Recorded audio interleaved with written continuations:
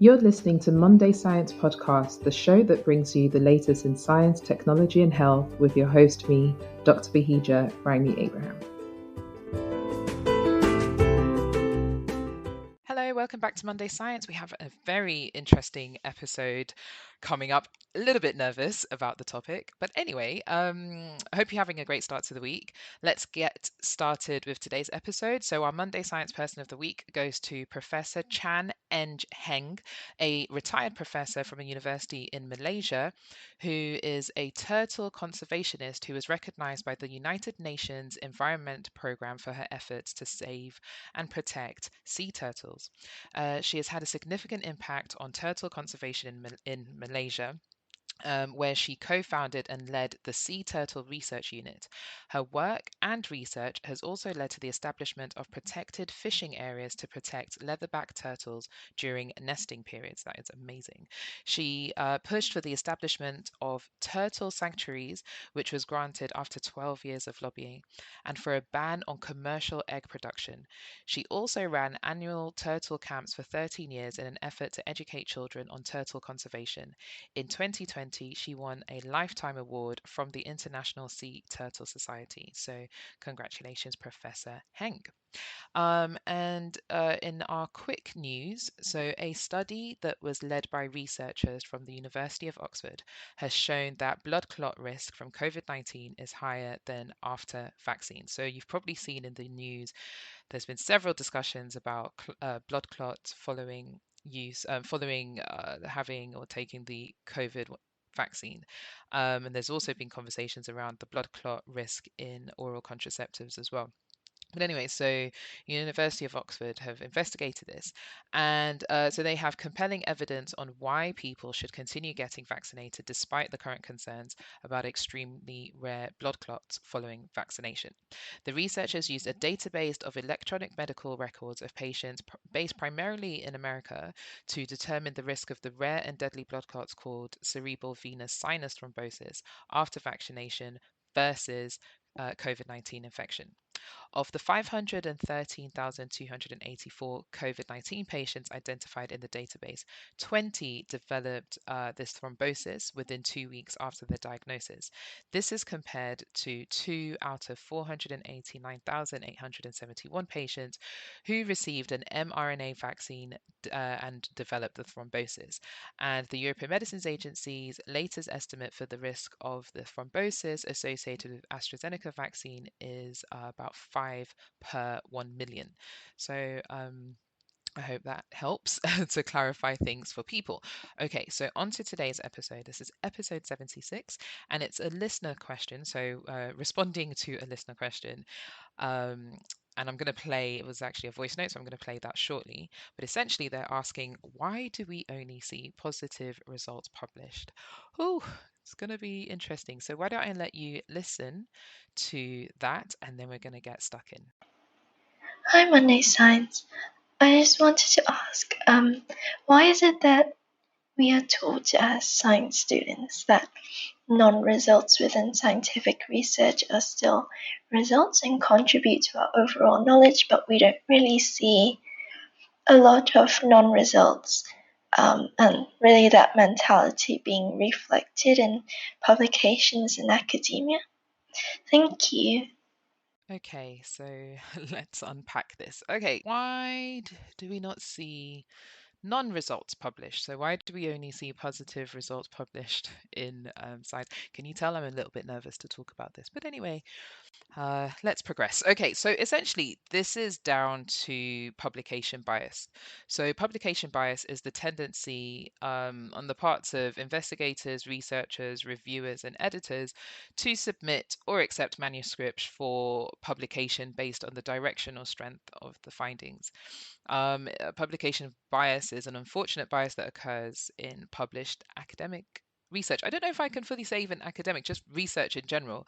Um, and essentially, with publication bias, you get to see positive results published, or they have a better chance of being published. They tend to be published earlier and are published in results with higher impact factors.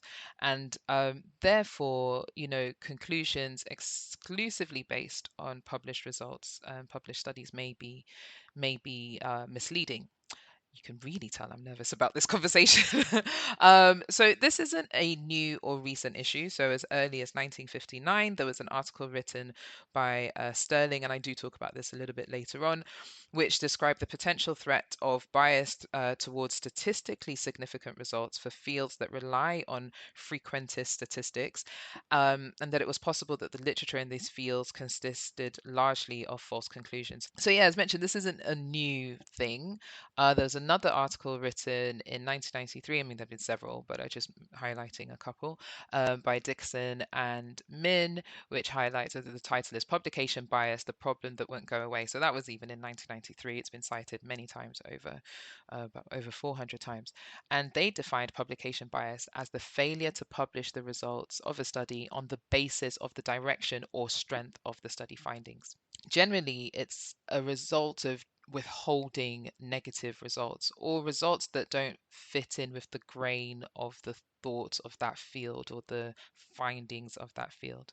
And this can lead to excessive positive results. And you see this also in certain fields where, so for example, in one of my research areas, solid dispersions, which is a technology that's used to improve the solubility of poorly water soluble drugs. And you can often see lots of positive results saying, "Ooh, solid dispersions are great. They really do improve the solubility of poorly water soluble drugs when you're looking at in vitro studies." But then there's poor in vivo correlation as well. So how amazing can they actually be? How amazing can this technology actually be in improving poorly water soluble drugs? There is also in that area the issue around um, in vivo, in vitro correlation, but generally speaking, it can't be that the technology is so amazing that all you're seeing is positive results. I feel like I'm rubbishing my field, oh dear. But anyway, so many positive results reported from studies with also like small sample size, methodological limitations, and null findings that have been reported.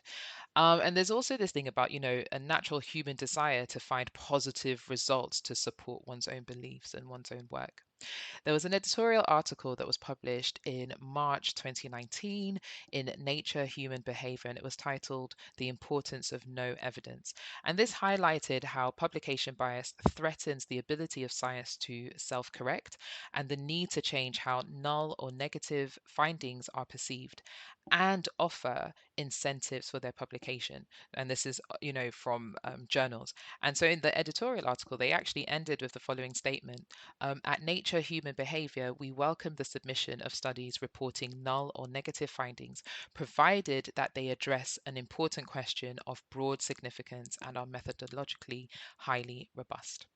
So, why does this happen? There are a number of reasons, and to be honest, I don't even know if anybody knows why this happens. I think there's, as I mentioned just before, there is this quote unquote issue of the trends in the field.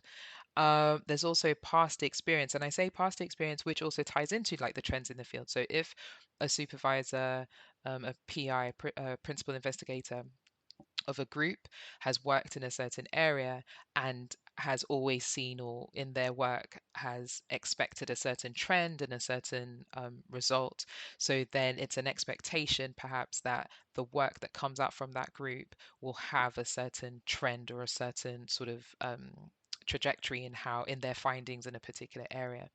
There can also be competing commitments. There's maybe some conflicts, financial conflicts, conflicts of interest. Maybe also, a perceived or real, well, I guess a perceived or real lack of interest in results from editors, reviewers, or other colleagues. And I mentioned already, I'll just mention again, conflicts of interest, which could also lead to suppression of results not aligned with a specific agenda. There is also a location bias. So, location meaning the type of evidence that you're finding in published, prestigious journals versus in less prestigious journals and grey literature. And grey literature is used to describe a wide range of different information that's published outside of traditional publishing and distribution channels, and is often not well represented in indexing database. So, what does this mean for research? And I want to talk about this because this is, and when I say researchers, I'm talking about from PhD researchers, postdoctoral researchers, and academics like group leaders, lecturer, senior lecturer, professor, all those lot. And I think it's important to note that publications are important regardless of level for people's academic careers. It's part of the KPIs, key performance indicators in academia. Let's focus on that. And so it's quite difficult because you need to publish papers, and there is this requirement at all different levels. And so, as I mentioned before, you can have a situation where somebody's been working in a field and they have an expectation of a certain pattern or trend to be observed. And when you have, let's say, a new PhD researcher who's joining a group who maybe has never worked on a topic before, and so they're told maybe to repeat or follow on experiments from a previous PhD researcher or a postdoc, and then they're finding their results are, because especially if you're not in the field, you don't know, so you're just like, "Ooh, this is interesting data, this is what I found." And then you have instances where they may be told, "Oh, that's not quite right, that's not what we're expecting." And then the researcher, regardless of PhD or postdoc, might be like, "Oh, but this is what I found." And it's like, "Yeah, but that's not aligned with what we find." And then you have this question about research integrity, which I'm not going to talk about today. But it, really boils down to people feeling that if they submit predominantly positive results, it's more likely to be published or considered for publication. And so, therefore, there's this pressure to find positive results, which can lead to false positives, inflated estimations, and also, again, this sort of feeling that if you publish more, if you have more positive results, it's likely or more likely to be published in higher impact factor papers and therefore to be cited, which then can lead to bias in research. So, what is the impact or the effect on research and researchers? So, it can be, wasteful for research efforts. If a certain narrative of publication is expected to be published, i.e., positive results, if the findings aren't positive, then someone's told to repeat their experiments to get the quote unquote desired outcome, then of course that's a waste of research efforts. Um, it limits the evidence available for policymakers and stakeholders. In biomedicine, for example, false positives can put patients at risk, and it may cause studies to be repeated several times as researchers are not aware that a null result has been found. So let's talk about null results. So a null result is essentially an experimental outcome which does not show an otherwise expected effect. This does not imply a result of zero or nothing, but that's sometimes how people view it, but simply a result that doesn't support the starting hypothesis. So I found a really funny article. Well, I say funny, it's not funny, haha, but well, it is a little bit funny, haha, but it's interesting and funny, it's like with some humor. And it's titled "When Scientists Find Nothing: The Value of Null Results," which was it's in an Inside Science. I've put a lot of these references in the episode description, and it was published last year. There was a section, "Congratulations, you found nothing," which highlighted a reason that null results often don't get shared, and which is that compared to positive results, their importance is hard to judge intuitively. A null result is more difficult to interpret than positive results. So, for a positive result, the null hypothesis is rejected and evidence of an effect can be claimed. Whereas with a null result is simply failure to reject the null hypothesis due to insufficient evidence of an effect or no effect. And so some studies have very low statistical power, which means that they expect a large number of studies to have null findings despite there being an actual effect. Poor methodology and design can lead to null results being harder to interpret. Reviewers have also been found to judge the methods and quality of null studies more critically than those of positive studies. There have been quite a few studies to support this, but one of the original papers is a very old study um, published in 1977. It's had over 1,000 citations.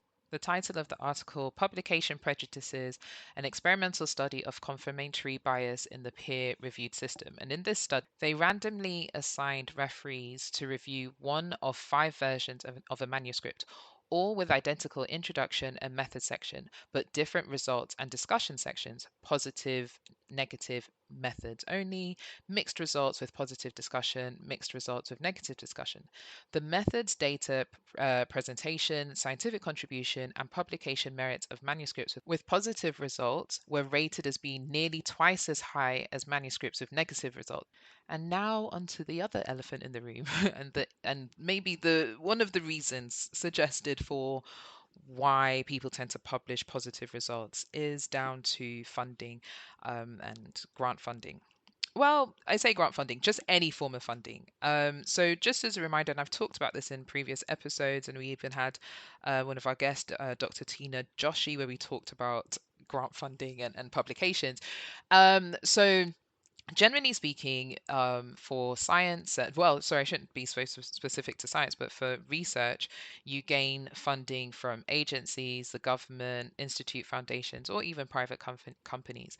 And so you write a proposal of various different lengths, and you request, you say, put in your proposal evidence of preliminary data to support the work that you're trying to propose, evidence that you and your team can carry out the work and so forth. And so there's a feeling that proposals have to show strong evidence that everything is going to work, unless you're not going to get funding for something that won't work, but that could lead to good understanding in an area. I remember having discussions quite a while ago, many years ago, and it was talking about how risk averse different countries were to when it comes to funding, and the suggestion that the UK is very risk averse.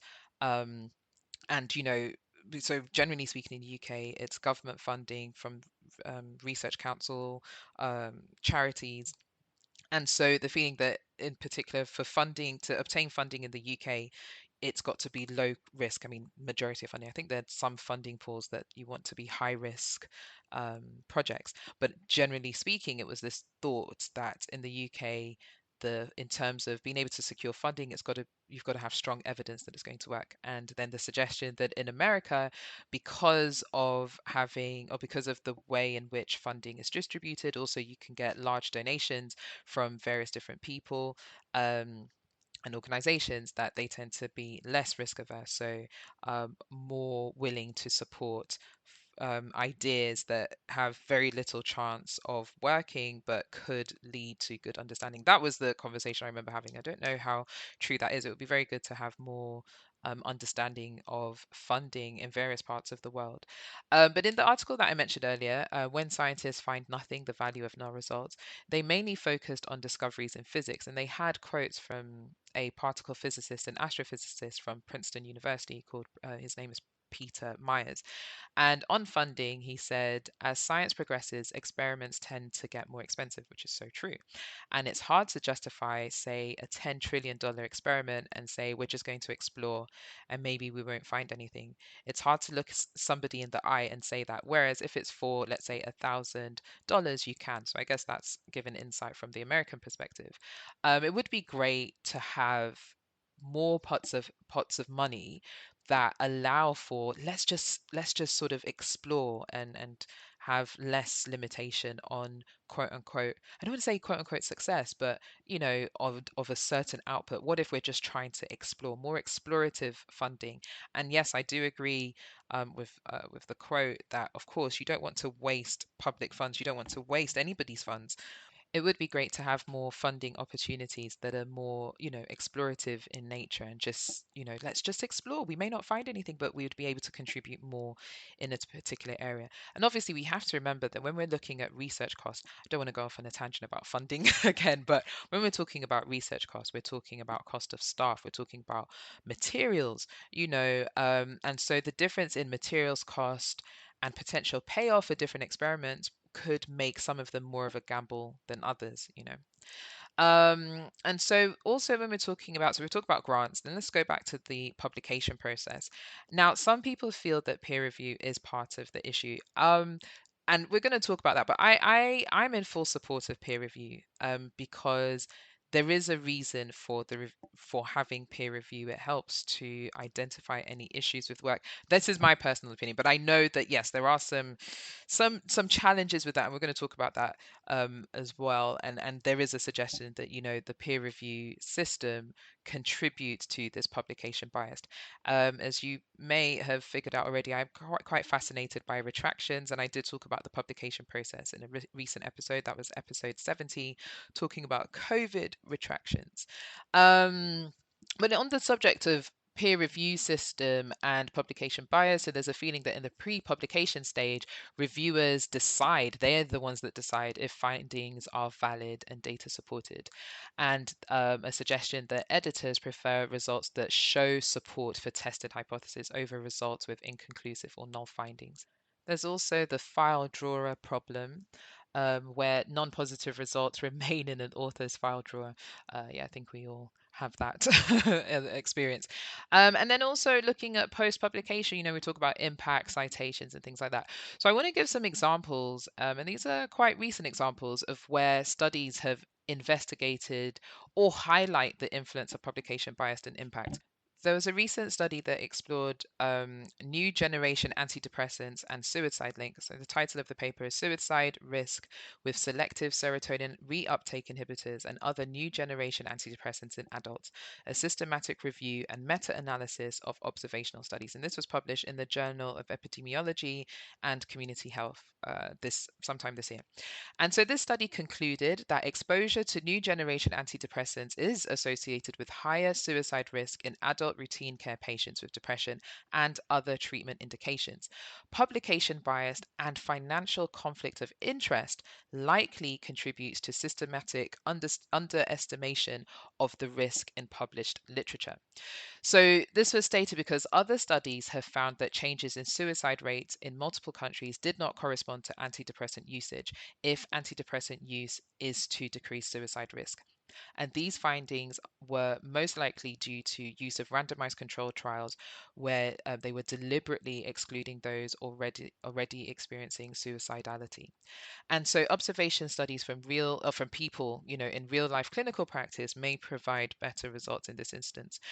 Other meta-analysis found studies funded by pharmaceutical companies were more likely to find positive results, i.e., low suicide rates or no effect, than independently funded researchers, so where they found doubled suicide rates. And several studies with evidence of higher suicide risks with antidepressants likely remain unpublished. Another recent example was looking at vitamin D and COVID-19. And this was an editorial in the BMJ earlier on this year as well. And so in this editorial article, it was claimed that vitamin D had protective effects against acute respiratory infections. However, the trials were conducted in children between the ages of 1 and 16 years old, but the results generalized the findings to the whole public.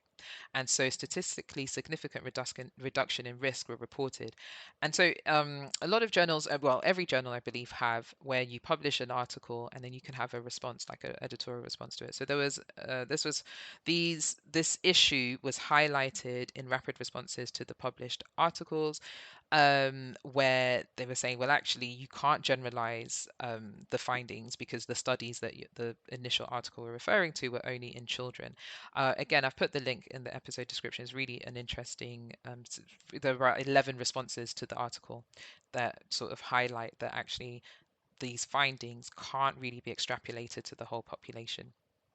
Talking of which, actually, I came across a post-publication peer review website. It's called PubPeer, and it's a website that allows users to discuss and review scientific research after publication. The site has served as a whistleblowing platform in which it highlights shortcomings to several high-profile papers. You can also Google, well, sorry, I keep saying Google in place of searching. You can search your name or put your articles to see if anybody has questioned them. Thankfully, nobody's questioned my papers so far, but maybe they're not high profile enough. Who knows? And so my favorite platform, Retraction Watch, also have discussed this website. And so it's quite interesting on PubPeer because people can submit their their commentary on an article anonymously as well. But when they are posting any comments on a paper, they have to make sure that there's, evidence and it's got to be verified as well. So that's quite an interesting platform that I've recently discovered. Peer, what did I call it? PubPeer. PubPeer.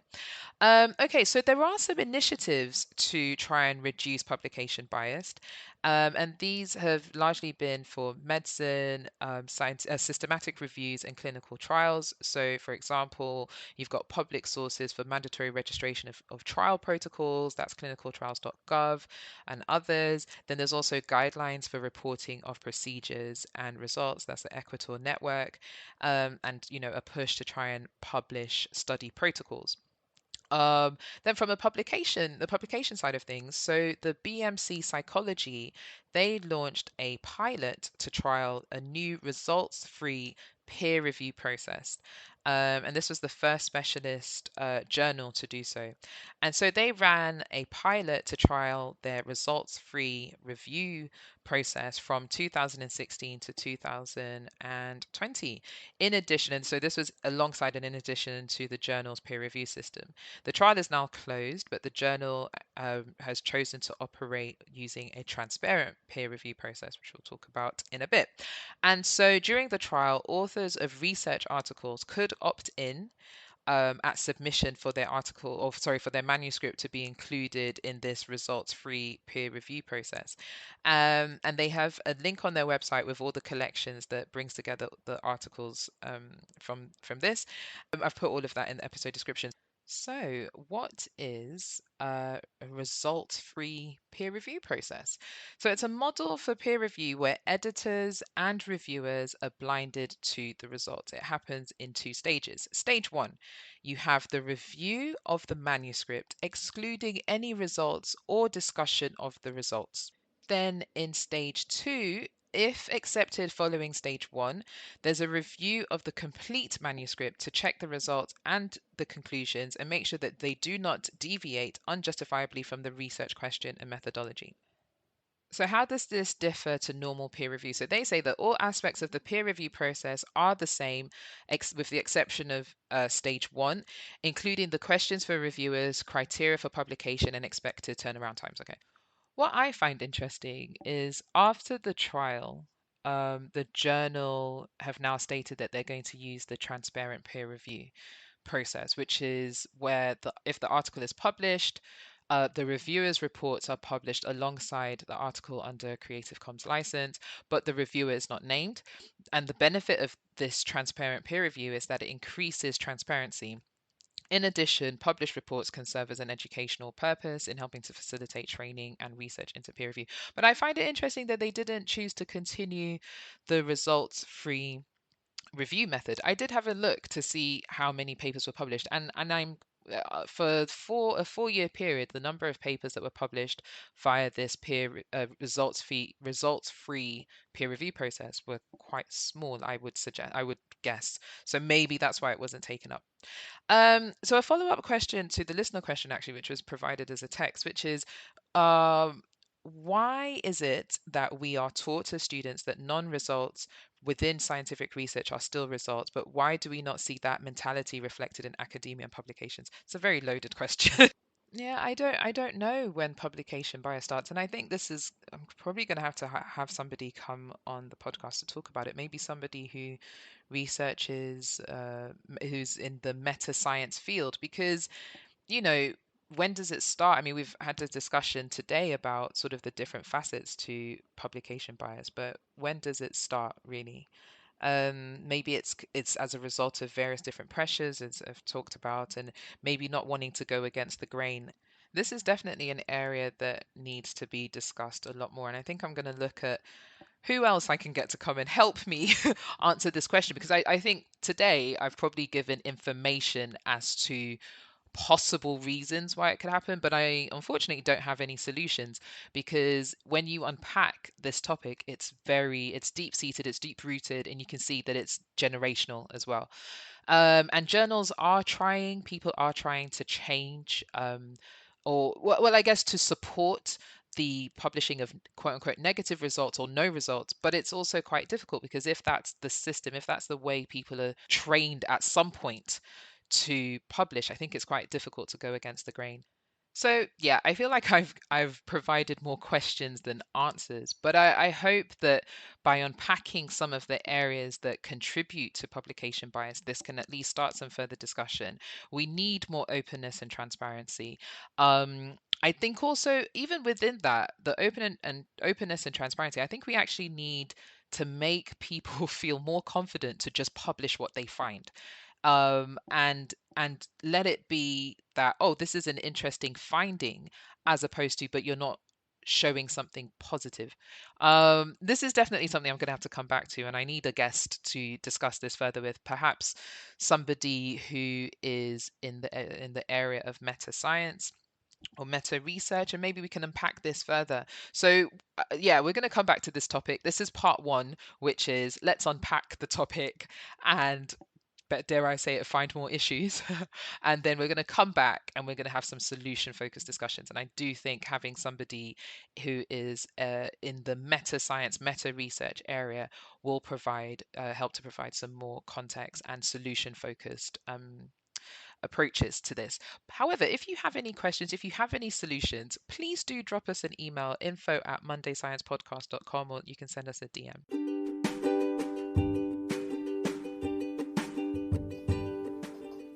Thanks for joining us this week on the Monday Science podcast. Make sure to visit our website. Details are in the episode description, where you can subscribe to make sure that you never miss the show.